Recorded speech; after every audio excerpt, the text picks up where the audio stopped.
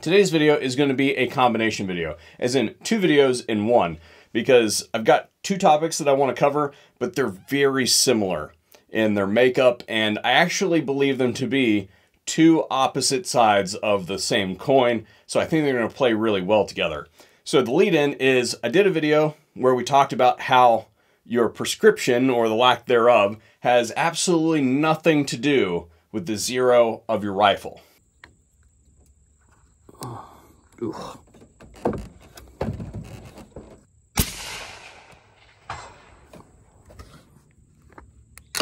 Then in the comments, many of you said, yeah, Kurt, but your body position does have something to do with your zero.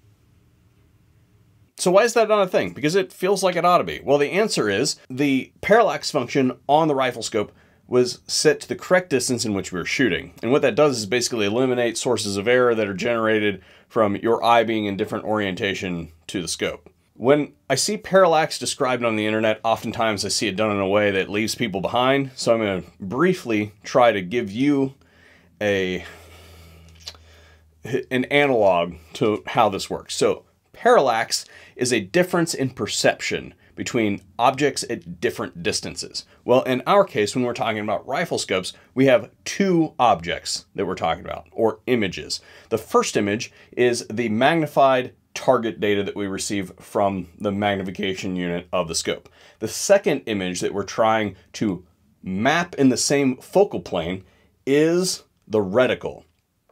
So if you've got these two images and they are not in the same focal plane, then they can pass past each other. If you lock them into the same focal plane, then they can no longer slide past each other. And when you have parallax in your image through your scope, what that looks like is the reticle or the target data floating past each other. You'll see this in a difference in perception as you move your head back and forth. Now, in a previous video, I said that the proper way to zero scope is to set the parallax to the distance in which you're shooting and then adjust the ocular. That relies on some strong assumptions. The first is that your parallax knob is clocked properly to the distances. That's not always the case, but given that in that video we were talking about zeroing, it's reasonable to assume that it is a new scope, and if it's a quality scope, then it should be properly tracked. But it's not your fault if it's not, and it's not my fault that your equipment's wrong if you use that technique and it ends up being wrong. The other assumption that we have to make is that you are zeroing your rifle at a reasonable distance that is relatively close. If you're zeroing at 50 yards, you're basically going to see very little, unless it's completely off, very little difference between spinning it to the 50-yard setting and doing the correct technique for testing parallax, which is basically setting your head where it would be, backing off slightly, and then moving your head in different orientations to see if that reticle moves around on the target or not. So if your parallax is set up properly, then for the most part, it doesn't really matter what your orientation of the rifle scope is. If you can see through it, then it's basically correct. Now, today's video is brought to you by me. And by brought to you by me, I don't mean, hey, will you please go over to my Patreon page and, you know, send me a couple bucks every month to keep my channel alive, cry me a river, the stuff that you've heard a million times across the internet. What I mean is that I would like you to consider going over and supporting the Firearms Policy Coalition. The Firearms Policy Coalition is an organization that is out there fighting for your rights in the courts as we speak. And this is not an ad buy. They didn't pay me a dime to say this. In fact, I send them money. And the point of this whole insert is that it is my opinion that you should be as well. It takes a lot of money to litigate these cases. And the reason that I think that FPC rises above many of the others is because their mantra, as it relates to gun control, is quite simply, fuck you, no. And I think that's exactly what we need as far as a judicial response to the overreaches of our government in today's day and age. But seriously, if you wanted to go over to my Patreon page, then you can do that too. So about a month ago now, I did a video where we were talking about 45 offset sights. And in making that video, we were talking about how oftentimes the use of offset sights as portrayed on the internet is just simply wrong. And the reason it's wrong is because the way that they are often shown in use introduces a larger percent error into the system than is necessary. And basically what I was advocating for is to shrink that error. Don't worry about the orientation of the sights, worry about the orientation of the sights to the barrel. So I was advocating for the barrel being placed underneath the sight picture.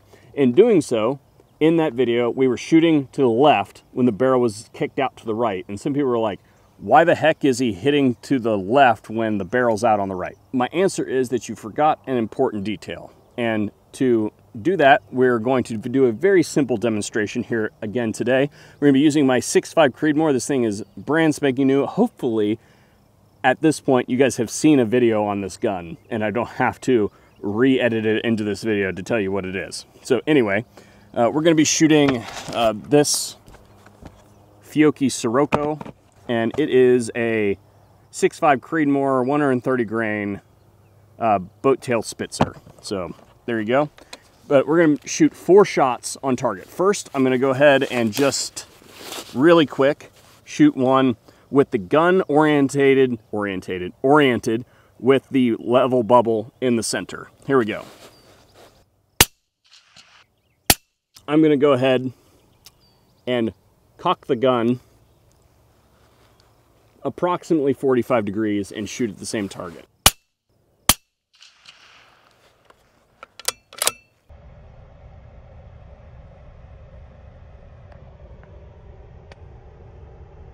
So how on earth did that happen? How did we just cant the rifle slightly and miss so substantially to the left? Well, to understand this phenomenon, we basically have to define the relationship between the line of sight through the scope and the trajectory of the bullet. So whether you realize it or not, what you're doing when you're setting up a rifle scope combo is graphing a straight line, which is the line of sight through the optic, to a parabola, a curve, which is the trajectory of the bullet.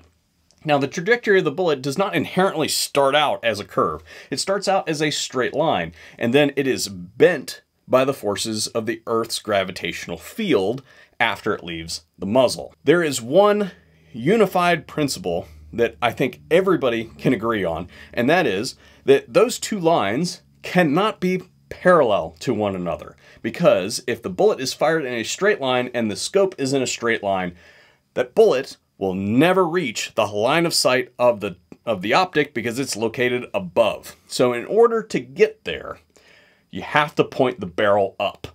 And that's the thing that a lot of people miss when it comes to the trajectory of rifles. The barrel is pointed up. Now you miss most of this because, well, it's happening very fast, but also most of the time when we've got our rifle set up, it's usually fairly perpendicular as far as the orientation of the scope and the muzzle. And what that does is when we break down the component vectors of the trajectory, we've got a forward component and we've got a vertical component. When we spin that situation ever so slightly, now we've got 3 axes to talk about. Because normally we would just have the forward component and the vertical component, and then the vertical component is basically taken over by gravity. Well, now we have, if we cant this ever so slightly, now we have a horizontal component, as in the bullet traveling this direction. We have a vertical component, and we have a Z component in here. Now, what that does, then, is the gravity is only going to impact the vertical play in that trajectory. It is not going to take out any of that induced lateral play in that bullet, and that's why we miss. We've essentially decoupled the trajectory from the calibration curve that is the rifle's zero. This same concept also applies to the declination of your target, and what that means is that if you're shooting on top of a mountain or something like that, and your target's down in the valley, then the flight path of the bullet is no longer the correct representation for its gravitational exposure. When we break down the component vectors of that trajectory, what we get is accelerating the bullet downward faster than it would be if it was fired parallel to the ground. If you buy the correct laser rangefinders, they will even have a function for your declination on them. So it'll spit you out the correct number so that when you do your calculations, you know what you should be doing.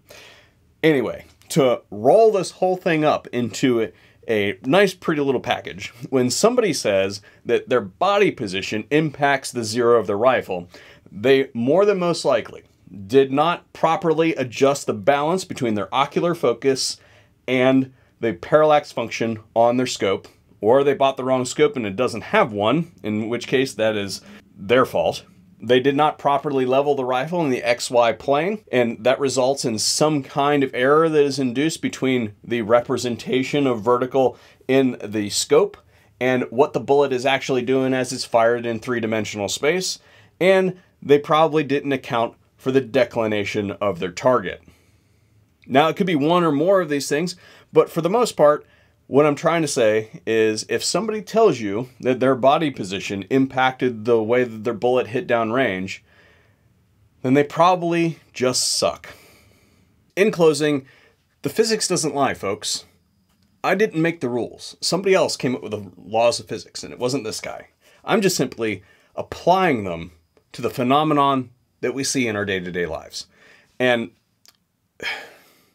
I don't make these videos to be an elitist asshole on the internet that's just trying to be like a gotcha guy.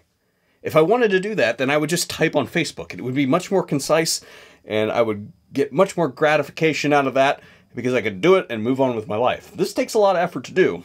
My main gig is the evaluation of new products coming out to the market for the purposes of making sure that they're safe, the best foot forward for the manufacturer, holding them to account on your guys' behalf, you know, all those sorts of things. But I find myself in these days called more and more to the mat by you guys to debunk this fud-tarded fucktasticness that has perpetuated itself from the previous generation into mine. And it is my hope by making videos like this that I can arm you guys with the information and the thought process to critically think about the things that we are given by people, such to the point where you guys can take that and make sure that the next generation does not receive the receipts put into mine. And that's all I got for today. Thank you guys for watching. Hopefully we'll see you on a new video here at the VSO Gun Channel. And yeah, there's still that Patreon thing if you learn something.